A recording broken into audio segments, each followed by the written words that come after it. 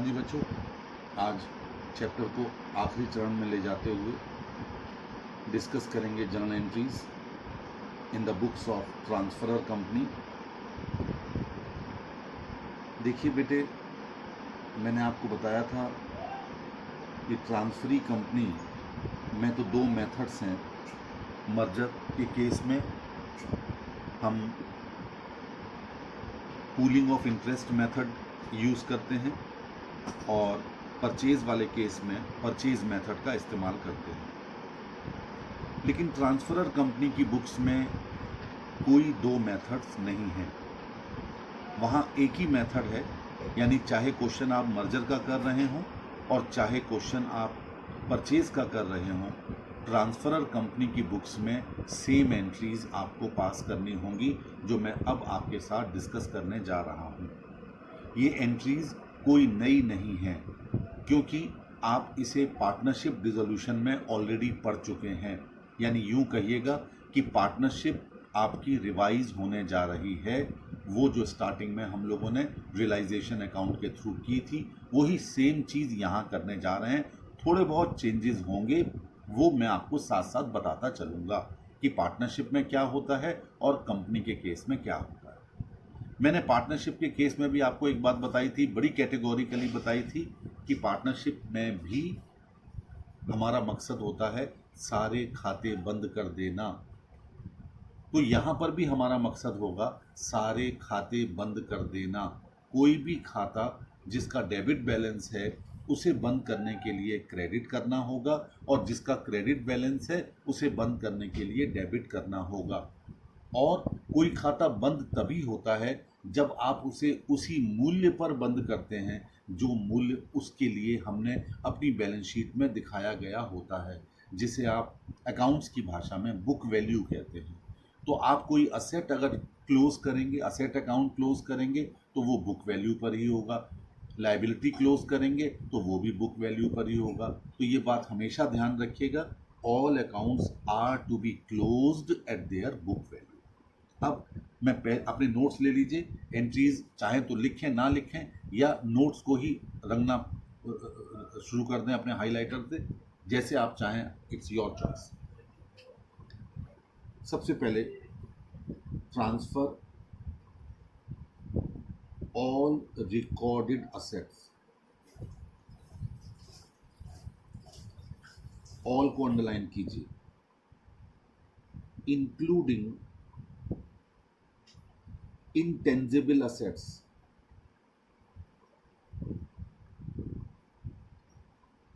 but excluding all fictitious assets।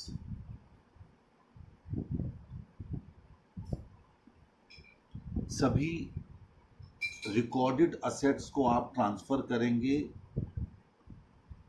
जिसमें कि intangible assets भी शामिल होंगी, जैसे गुडविल, जैसे पेटेंट, ये शामिल होंगे, ट्रेडमार्क।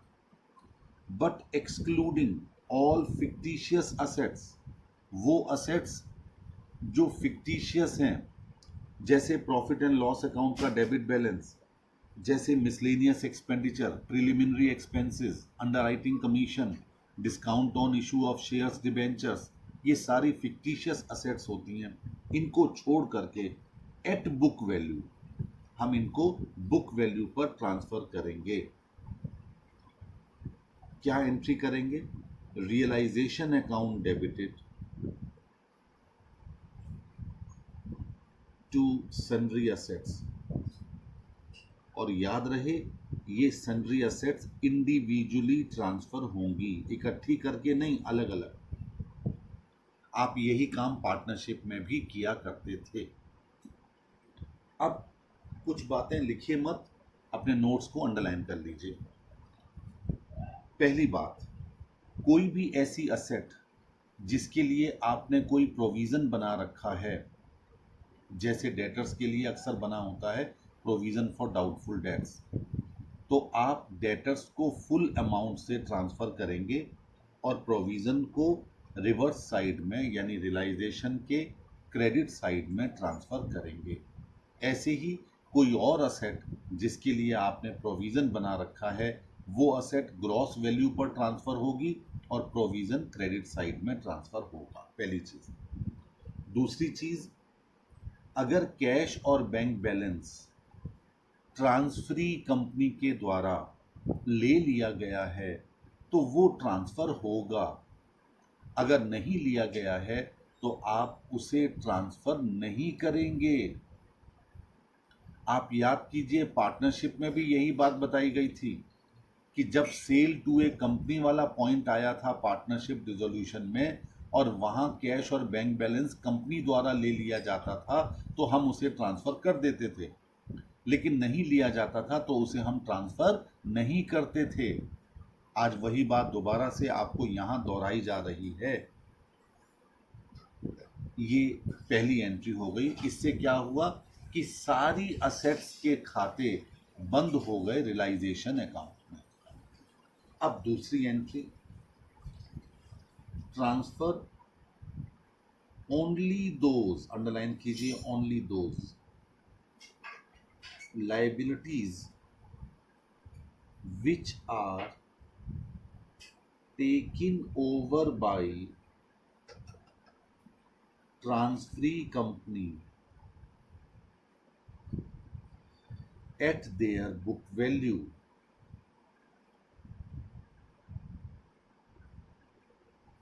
यानी आप सिर्फ वही लाइबिलिटीज ट्रांसफर करेंगे जो ट्रांसफरी कंपनी द्वारा ले ली गई हैं। आपका यहाँ पार्टनरशिप से थोड़ा अंतर आ गया। पार्टनरशिप में हम सारी लाइबिलिटीज ट्रांसफर कर दिया करते थे, चाहे वो बिकी हो, चाहे वो किसी पार्टनर ने ली हो जिम्मेदारी, लाइबिलिटीज का पेमेंट हुआ हो चाहे ना हुआ हो, हम सभी लाइबिलिटीज को ट्रांसफर कर दिया करते थे। यहाँ पर ओनली दोज शब्द का प्रयोग ये बता रहा है कि हम सिर्फ उन्हीं लाइबिलिटीज को ट्रांसफर करेंगे जो ट्रांसफरी कंपनी द्वारा ली गई हैं। एंट्री बड़ी सिंपल है, सन्ड्री लाइबिलिटीज अकाउंट डेबिटेड, फिर मैं लिख रहा हूं individually to realisation account. Pen खत्म। To realisation account.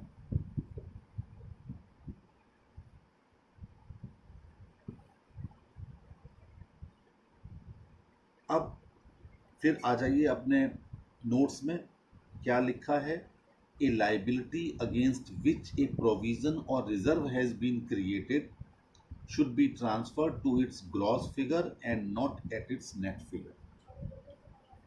जैसे क्रेडिटर्स के लिए भी कई बार प्रोविजन फॉर डिस्काउंट बनाया जाता है, तो क्रेडिटर्स को आप ग्रॉस फिगर पर ट्रांसफर करेंगे और प्रोविजन फिर डेबिट साइड में चला जाएगा।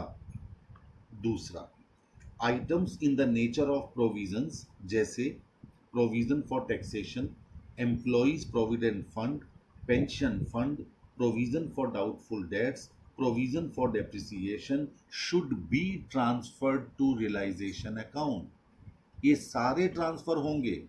प्रोविजन फॉर टैक्सेशन भी, पेंशन फंड ये तो लाइबिलिटी है, एम्प्लॉयज प्रोविडेंट फंड बिल्कुल लाइबिलिटी है, और प्रोविजन फॉर डेप्रिसिएशन, चूंकि असेट आपने ग्रॉस फिगर पर शो की है तो प्रोविजन फॉर डेप्रिसिएशन जरूर क्रेडिट साइड में ट्रांसफर किया जाएगा। All will be transfer to realisation account, ये याद रखिएगा। अच्छा, क्या कहता है नंबर 3 पर, items in the nature of reserve. Reserves अलग चीज होती है, प्रोविजन अलग चीज होती है। प्रोविजन किसी ऐसी लाइबिलिटी के लिए बनाया जाता है जिसकी अमाउंट तय नहीं है लेकिन उसको पे करना तय है। लेकिन रिजर्व फ्री होते हैं या फ्री नहीं भी होते, लेकिन वो प्रॉफिट में से बनाए जाते हैं, प्रॉफिट निकलने के बाद बनाए जाते हैं। तो रिजर्व जैसे लिखा है example, credit balance of P&L, general reserve, dividend equalisation fund, workman compensation fund should not be transfer to realisation account. उनको आप ट्रांसफर नहीं करेंगे क्योंकि ये लाइबिलिटी नहीं है। अच्छा, आगे क्या कहता है?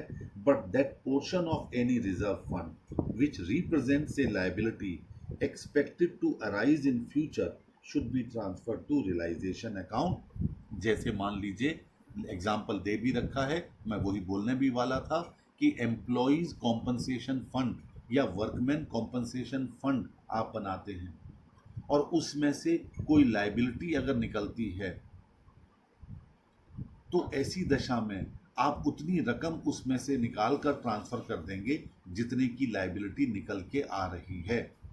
जैसे मान लीजिए आपने 50,000 रुपए का वर्कमैन कॉम्पनसेशन फंड बना रखा है और नीचे लिखा हुआ है कि वर्कमैन कॉम्पनसेशन की लायबिलिटी 20,000 निकलनी है या हमको पे करना है, तो आप 20,000 ट्रांसफर कर दीजिए एज ए लायबिलिटी, 30,000 आप ट्रांसफर नहीं करेंगे। आगे बताया जाएगा कि ये खाते फिर कहाँ ले जाए जाएंगे। और फोर्थ फिर कहा गया, those external liabilities which are not taken over by the purchasing company should not be transfer to the realisation account, only the profit और loss on discharge of such liabilities is transferred to realisation. सिर्फ ऐसी liabilities जो कि purchasing company के द्वारा नहीं ली गई हैं उनको हम ट्रांसफ़र नहीं करेंगे, तो फिर हम उनका क्या करेंगे? हम उनको आउटसाइड द रियलाइजेशन अकाउंट पे करेंगे, लेकिन ऐसी लायबिलिटीज़ को भुगतान करने पर जो प्रॉफिट या लॉस होगा वो आप रियलाइजेशन में ज़रूर ट्रांसफ़र करेंगे। मैं आपको एग्जांपल देता हूँ। मान लीजिए कोई लायबिलिटी नहीं ली, परचेजिंग कंपनी ने प्रोविज़न फॉर टैक्सेशन बना हुआ था और वो उसने नहीं लिया टैक्स पे करने की लायबिलिटी, तो आप प्रोविज़न फॉर टैक्सेशन को ट्रांसफ़र नहीं करेंगे रियलाइजेशन में। तो आप एंट्री क्या करेंगे? मान लो आपने 25,000 रुपये का प्रोविज़न फॉर टैक्सेशन बना रखा था और इनकम टैक्स की लायबिलिटी आई 35,000 की, तो आप एंट्री करेंगे, ध्यान से सुनिए, provision for taxation account debited, क्योंकि आपने उसे क्रेडिट बैलेंस दे रखा होगा, डेबिट कर दिया। रियलाइजेशन अकाउंट डेबिटेड 10,000 से टू इनकम टैक्स लायबिलिटी 35,000 से पेमेंट कर दिया। टू बैंक डायरेक्ट भी कर सकते हैं या अगली एंट्री पास कर सकते हैं, income tax liability account debited to bank account. तो दोनों एंट्रीज आप एक साथ कर सकते हैं। पहले आपने उसे अपनी लायबिलिटी बना दिया और उसके बाद पेमेंट कर दिया।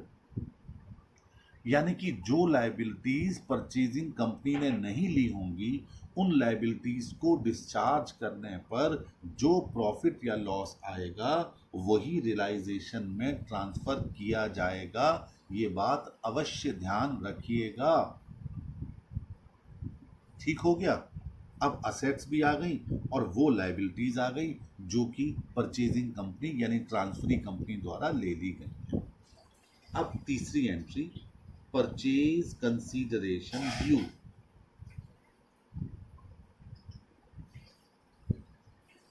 परचेज कंसीडरेशन ड्यू, हम अपना बिजनेस ट्रांसफरी कंपनी को एक रकम के बदले में दे रहे हैं। हम लोग ऑलरेडी डिस्कस कर चुके हैं परचेजिंग कंपनी के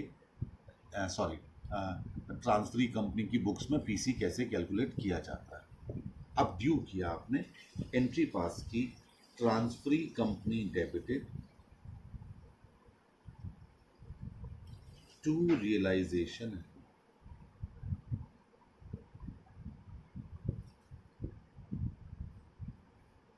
transferee company account debited to realisation account, यानी आपने रियलाइजेशन क्या कर लिया, को क्रेडिट कर दिया पीसी की रकम से। ठीक है, चलिए बिल्कुल सही जा रहा है।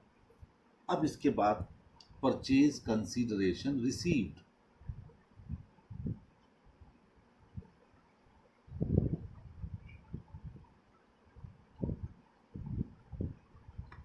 परचेज कंसीडरेशन रिसीव्ड, आप जो भी कंपनी, अब एक बार जरा ध्यान से सुनिएगा, शेयर कैपिटल इशू करती है उसी के लिए प्रीमियम या डिस्काउंट होता है। जो कंपनी प्राप्त करती है उसके लिए कभी भी प्रीमियम या डिस्काउंट नहीं होता, बल्कि उसके लिए तो ये एक इन्वेस्टमेंट की तरह है। मान लीजिए किसी कंपनी ने 1 करोड़ के शेयर 10 लाख रुपए प्रीमियम पर इशू किए, तो वो अपनी बुक में 1 करोड़ तो शेयर कैपिटल के नाम से दिखाएगी और 10 लाख रुपए सिक्योरिटी प्रीमियम के नाम से दिखाएगी।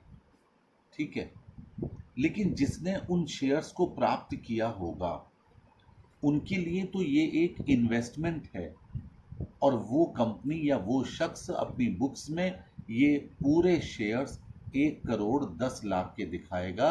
ऐसा कभी नहीं होगा कि वो 1 करोड़ अलग दिखाए और 10 लाख अलग दिखाए, ऐसा कभी नहीं होगा, क्योंकि उसके लिए तो 1 करोड़ 10 लाख उन शेयर्स की कॉस्ट है। उसी प्रकार ट्रांसफरर कंपनी जब पीसी प्राप्त कर रही है, चाहे वो शेयर्स प्रीमियम पर इशू हुए हों और चाहे वो डिस्काउंट पर, वो इनको उसी मूल्य पर दिखाएगी, यानी प्रीमियम जोड़ करके या डिस्काउंट घटा करके। आप एंट्री करेंगे कैश और bank account debited, equity shares in transferee company debited. अगर प्रीमियम पर इशू हुए थे तो प्रीमियम इसमें जुड़ा हुआ होगा।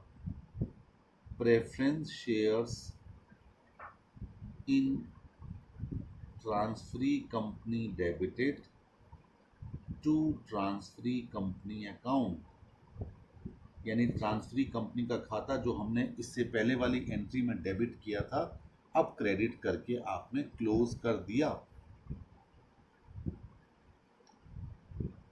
पीसी रिसीव की एंट्री हो गई। ट्रांसफरी कंपनी अगर खाता बनाने को आता है, कई बार लेजर अकाउंट भी बनाने को आते हैं, तो उसके डेबिट साइड में टू रियलाइजेशन लिखा जाएगा, क्रेडिट में बाय कैश या by bank, by equity shares in transferee company, bye preference shares in transferee company लिख करके हम उस अकाउंट को क्लोज कर देंगे। चलिए धीरे धीरे करके हम आगे बढ़ रहे हैं। Liquidation expenses paid. देखिए, जब यही खर्चे हम पार्टनरशिप में पे करते थे तो वहाँ पर डिसोल्यूशन एक्सपेंसेस लिखा जाता था या रियलाइजेशन एक्सपेंसेस लिखा जाता था। यहाँ पर हम लिख रहे हैं लिक्विडेशन एक्सपेंसेस, यानी कंपनी लिक्विडेट होती हैं, वो डिसॉल्व नहीं होती, पार्टनरशिप डिसॉल्व होती है। आपने एंट्री पास की, realisation account debited, same entry है जो पार्टनरशिप में आपने की थी, टू बैंक अकाउंट।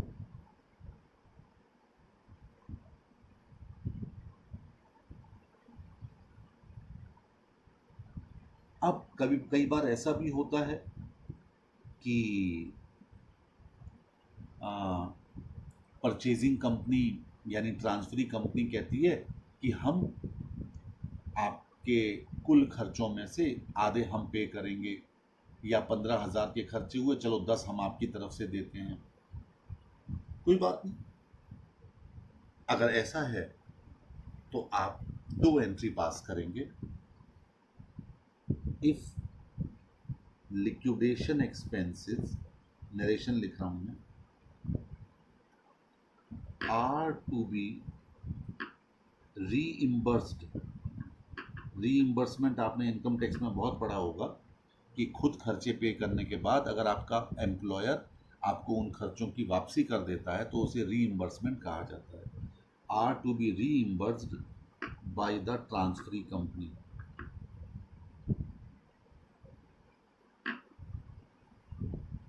पार्शियली। अब ट्रांसफरी कंपनी डेबिटेड, जितने ट्रांसफरी कंपनी बियर कर रही है, जितने हम बियर कर रहे हैं, realisation account debited to bank account. ये एंट्री क्या बता रही है कि हमने सारे खर्चे पे किए, वो वाले भी हमने पे कर दिए जो ट्रांसफरी कंपनी आगे चलकर हमें वापस करने वाली है, और जो हमारे खर्च खाते में आए थे हमने वो भी पे कर दिए। तो जो ट्रांसफरी कंपनी पे करने वाली है हमने उस कंपनी को डेबिट किया, और जो हमारे खाते में आने वाले हैं हमने रियलाइजेशन को डेबिट कर दिया टू बैंक अकाउंट। अब ये तो पहली एंट्री हो गई। दूसरी एंट्री ऑन रीइंबर्समेंट, जब यही पैसा वो कंपनी हमको वापस करेगी, तो आप एंट्री कर लेंगे bank account debited to transferee company.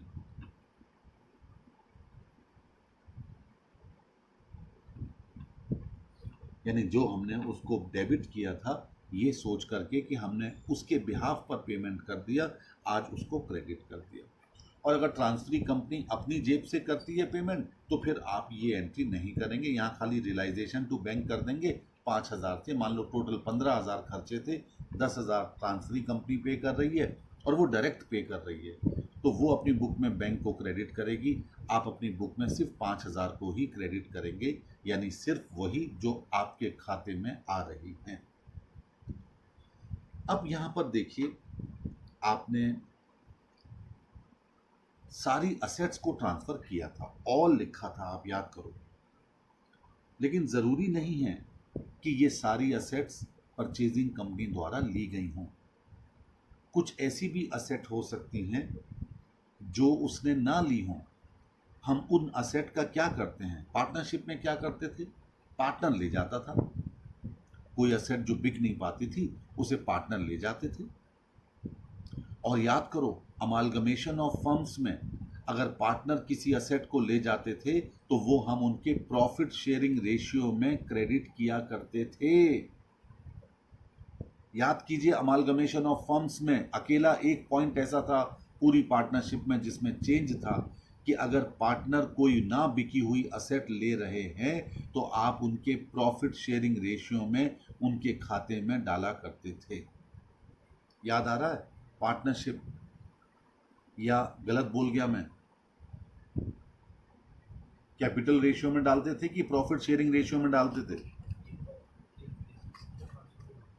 कोई भी असेट जो कि बिकी नहीं और फर्म दो अमालगमेट हो रही हैं, ऐसी कंडीशन में वो असेट पार्टनर्स में बांटी जाती थी, तो वो पार्टनर्स के किस रेशियो में बांटते थे?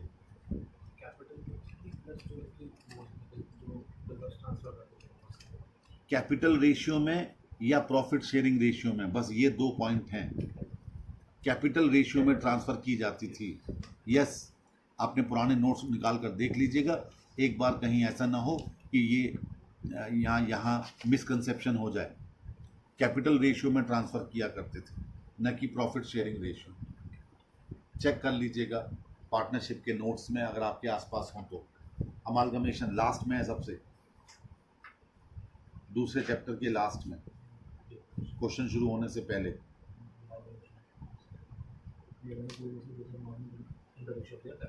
In the ratio of their capital, वही जब मैं बोल रहा था प्रॉफिट शेयरिंग रेशियो, तो कहीं मुझे लग रहा था कि डाउटफुल है, इसीलिए उसे हम कैपिटल रेशियो में डिस्ट्रीब्यूट किया करते थे। और ऐसी ही कोई लायबिलिटी जो पेमेंट ना हो पाई हो, अमालगमेशन में दूसरी फर्म ना ले रही हो, तो उसे भी उनके कैपिटल रेशियो में ही बांट दिया करते थे। अब यहाँ पर कोई असेट जो कि अब यहाँ शेयर होल्डर्स में तो बांटी नहीं जाएगी, जो परचेजिंग कंपनी द्वारा नहीं ली गई है, आप क्या करेंगे, उसे आप बेच देंगे। Asset realised which have not been taken over by transferee company, bank account debited to realisation account, क्योंकि वो असेट तो रियलाइजेशन में ट्रांसफ़र हो चुकी है, इसलिए असेट के नाम से आप ये एंट्री पास नहीं कर सकते। आप एंट्री करेंगे bank account debited to realisation account, because you had transferred all your assets into the realization account at their book value, so no need to raise again that particular assets account in your books. चलिए, बहुत अच्छी बात है। लेकिन liability जो कि transferee company ने नहीं ली है, वो लायबिलिटी तो आपने ट्रांसफ़र भी नहीं की है रियलाइजेशन में, तो वो तो अपने नाम से अभी खुली पड़ी होंगी, तो आप उसका पेमेंट करेंगे। Liability not taken over bye transferee company now discharge. अब मैंने उसी वक्त कहा था कि ऐसी लायबिलिटी को डिस्चार्ज करने में कोई प्रॉफिट या लॉस होगा तो उसे आप रियलाइजेशन अकाउंट में ज़रूर ले जाएंगे। आप एंट्री क्या करेंगे? रिस्पेक्टिव लायबिलिटी अकाउंट डेबिटेड,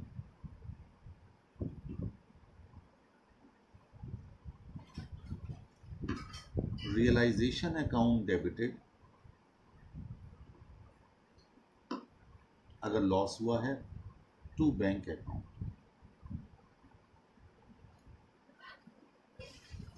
अगर प्रॉफिट हुआ होता तो यही रियलाइजेशन अकाउंट आप क्लोज कर देते। चलिए, बहुत अच्छी बात है। अब आपने अपनी असेट्स का सारा ट्रीटमेंट कर लिया, लायबिलिटीज का सारा ट्रीटमेंट कर लिया और रियलाइजेशन के एक्सपेंसेस यानी कि लिक्विडेशन एक्सपेंसेस का भी आपने सारा ट्रीटमेंट कर लिया। अब हम धीरे धीरे बढ़ते हैं शेयर होल्डर्स की तरफ। सबसे पहले लायबिलिटीज को निपटाना चाहिए, उसके बाद शेयर होल्डर्स की तरफ बढ़ते हैं। और शेयर होल्डर्स में भी आप सब जानते हैं कि इक्विटी से पहले प्रेफरेंस शेयर्स, प्रेफरेंस शेयर्स को आपने पेमेंट करना है। सबसे पहले ड्यू की एंट्री पास करें।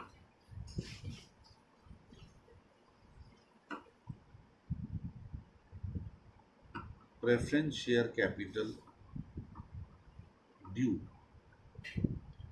आप एंट्री करेंगे preference share capital account debited. मान लीजिए ये प्रेफरेंस शेयर कैपिटल अपनी कैपिटल से ज़्यादा हमसे ले रहे हैं। ज़्यादा लेने का मतलब प्रीमियम पर हम इनकी कैपिटल का भुगतान कर रहे हैं। तो ये प्रीमियम, अब आप ज़रा मेरी बात सुनिए। आप सब जानते हैं कि पीसी वो रकम होती है जो ट्रांसफरर कंपनी के शेयर होल्डर्स को पे की जाती है। शेयर होल्डर्स को, जिसमें इक्विटी और प्रेफरेंस दोनों शामिल होते हैं। मेरा पॉइंट समझे आप? अब यहां पर प्रेफरेंस शेयर्स कैपिटल के साथ साथ आपको रिडेम्पशन प्रीमियम का भी भुगतान करना पड़ रहा है। तो इसका मतलब पीसी में प्रेफरेंस शेयर कैपिटल के साथ साथ उनका प्रीमियम भी हमें पीसी में से ही चुकाना होगा।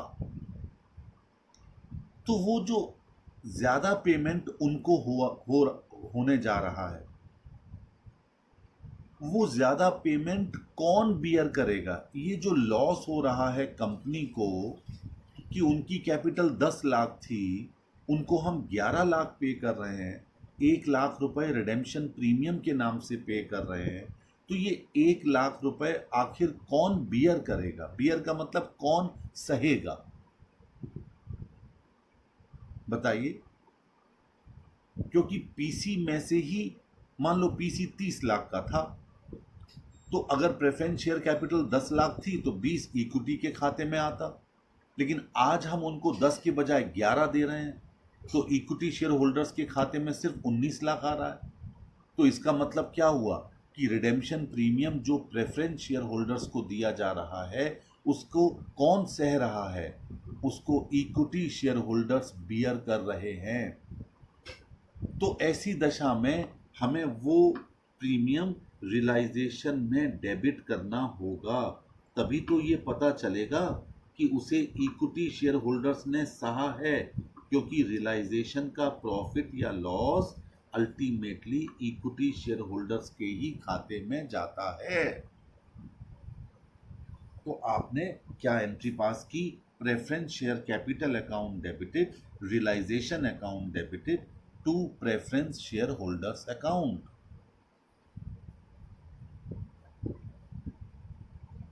To preference share holders account, ये ड्यू किया आपने।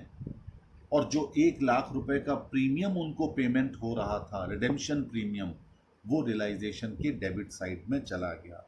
आज एक बात और आपको यहां क्लियर किए देता हूं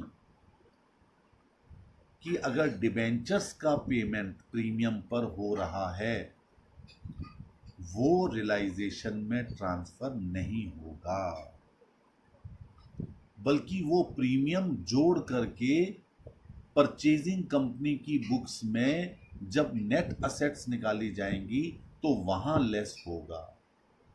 आप याद कीजिए, हम लोगों ने अभी पिछला क्वेश्चन किया था जिसमें पीसी निकाल रहे थे, डिबेंचर्स को 8% प्रीमियम पर पेमेंट किया जा रहा था, तो नेट असेट निकालते वक्त हमने वहां 1 लाख लेस नहीं किए थे डिबेंचर, 1,08,000 लेस किए। तो आज एक बात गांठ बांध लीजिए कि यदि प्रेफरेंस शेयर कैपिटल का पेमेंट प्रीमियम पर होगा तो वो प्रीमियम रियलाइजेशन में जरूर दिखाया जाएगा, क्योंकि इक्विटी शेयर होल्डर्स उसको बियर करते हैं। और अगर डिबेंचर्स का भुगतान प्रीमियम पर किया जाता है तो ऐसा प्रीमियम कभी भी रियलाइजेशन में नहीं जाएगा, बल्कि उसे परचेजिंग कंपनी बियर करती है। परचेजिंग कंपनी उसका पेमेंट करेगी तो आप उसे पीसी में से लेस कर देंगे नेट असेट निकालते वक्त। नुकसान वहां पर भी इक्विटी शेयर होल्डर्स का ही हो रहा है, लेकिन वो पीसी लेस हो रहा है। प्रेफरेंस शेयर कैपिटल को जो प्रीमियम भुगतान हो रहा है वो पीसी में से लेस नहीं हो रहा है, वो अल्टीमेटली पेमेंट के टाइम पर कम पेमेंट मिलेगा इक्विटी शेयर होल्डर्स को। तो थोड़ा कैटेगोरिकली याद रखिएगा कि प्रेफरेंस शेयर्स का प्रीमियम रियलाइजेशन में जाता है, लेकिन डिबेंचर्स का प्रीमियम रियलाइजेशन में नहीं जाता, बल्कि वो पीसी को कम कर देता है। अब पेमेंट करते हैं प्रेफरेंस शेयर होल्डर्स को, अगला पेज ले लेते हैं। Payment to preference share holders, आप एंट्री करेंगे preference share holders account debited. उनको अगर प्रेफरेंस शेयर्स मिले थे ट्रांसफरी कंपनी वाले तो to preference shares in transferee company, जिनको आपने मिलते वक्त डेबिट किया था, आज आपने उनको क्रेडिट कर दिया। और अगर साथ में कुछ कैश भी दिया है तो बैंक अकाउंट भी लिख दीजिएगा।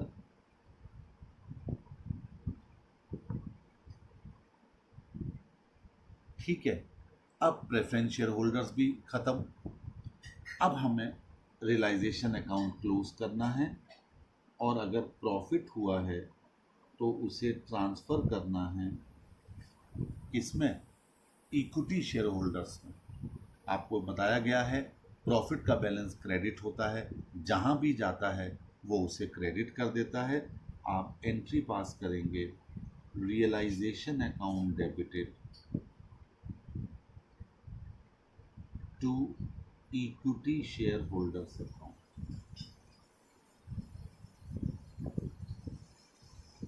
और अगर लॉस है तो रिवर्स एंट्री पास हो जाएगी, equity share holders account debited to realisation account.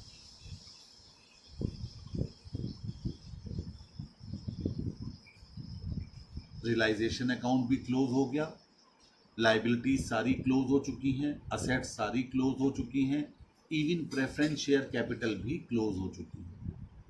अब बारी आई इक्विटी शेयर होल्डर्स को खत्म करने की, बंद करने की। ध्यान दीजिएगा, आपने बहुत सारी चीज़ें लाइबिलिटी साइड में छोड़ दी थी, बहुत सारी चीज़ें असेट साइड में छोड़ दी थी, वो सारी की सारी अब इक्विटी शेयर होल्डर्स के खाते में चली जाएंगी। लीजिए, transfer of equity share capital, reserves and credit balance of P&L account. आप याद कीजिए, ये सारी चीज़ें हम पार्टनरशिप में पार्टनर्स की कैपिटल में ले जाते थे, सारे रिजर्व्स, और वहाँ कैपिटल अकाउंट तो ऑलरेडी खुले होते थे। यहाँ आपको कैपिटल शेयर होल्डर्स के खाते में ड्यू करना है।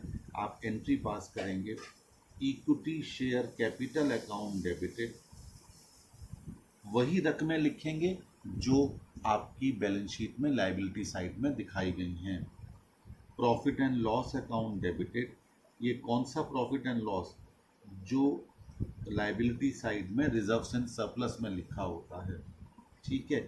रिजर्व्स अकाउंट डेबिटेड, सारे रिजर्व्स जिनको आपने रियलाइजेशन में ट्रांसफर नहीं किया था वो सब के सब इक्विटी शेयर होल्डर्स अकाउंट में ट्रांसफर हो रहे हैं to equity share holders account. यानी वो लाइबिलिटी साइड के सारे खाते जो एक्यूमुलेटेड प्रॉफिट या रिजर्व्स के थे वो सब के सब कहाँ चले गए, इक्विटी शेयर होल्डर्स में। अगली entry, transfer of fictitious assets and accumulated losses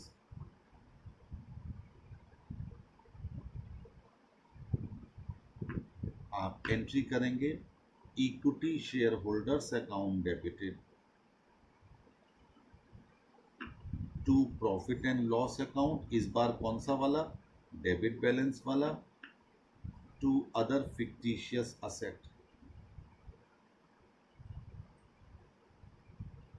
यानी वही preliminary expenses, underwriting commission, discount on issue of shares debentures, ये सारी चीज़ें आप ट्रांसफ़र कर देंगे। अब सेटलमेंट करना है आपको इक्विटी शेयर होल्डर्स का फाइनल सेटलमेंट। याद रखिएगा, बस एक ही एंट्री है, उसी पेज पर हो जाए तो वहीं लिख लीजिए, क्योंकि अब इक्विटी शेयर होल्डर्स के खाते में उतना ही बैलेंस बचना चाहिए जितना आपके पास पीसी का बचा हुआ पार्ट पड़ा हुआ है। आप एंट्री करेंगे equity share holders account debited to equity shares in purchasing company या इन ट्रांसफरी कंपनी।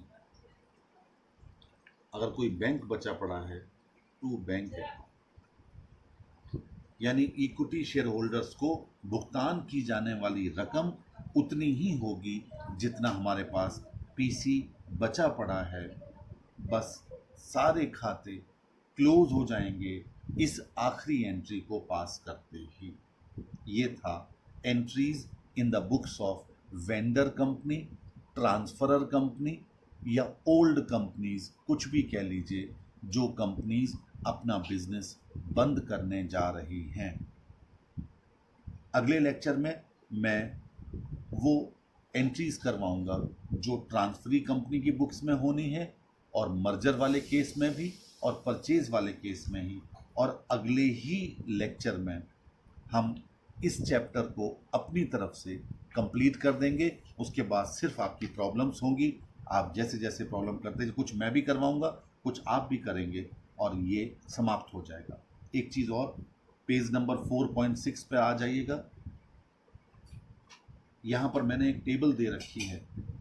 कुछ बच्चे कई बार समझ नहीं पाते कि लाइबिलिटीज़ क्या हैं और रिजर्व्स प्रोविज़न क्या हैं, तो ये टेबल आपको बहुत मदद करेगी। इस टेबल को 2-4 बार पढ़ेंगे तो क्लियर हो जाएगा कि लाइबिलिटीज़ में, जैसे देखिए एम्प्लॉयज़ प्रोविडेंट फंड, कई बार बच्चे समझते हैं फंड है तो ये तो रिजर्व होगा, जबकि वो लाइबिलिटी है।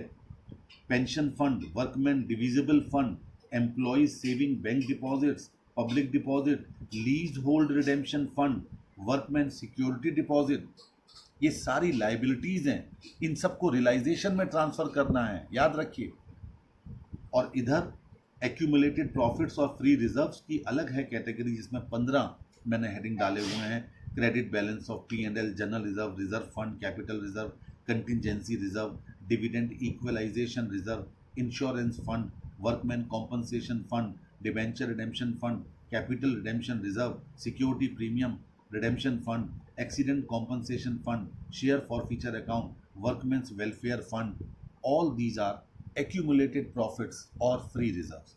बीच में ट्रेड लाइबिलिटीज दे रखी हैं आपको, और अंत में प्रोविजंस एंड एक्यूमुलेटेड लॉसेस दे रखे हैं, और प्रोविजंस नीचे दे रखे हैं। तो इस टेबल को जब आप क्वेश्चन करेंगे तो कई बार आपके सामने ये बात आएगी कि ये जो फंड लिखा है ये लाइबिलिटी है या फ्री रिजर्व है। तो यहाँ पर ये देखने से, टेबल देखने से आपको मदद मिलेगी। बस ये आखिरी पॉइंट होगा इस चैप्टर का। मैं अगले ही लेक्चर में ट्रांसफरी कंपनी की बुक्स की दोनों मेथड की एंट्रीज करवा करके इस चैप्टर को कंप्लीट करूंगा। That's all.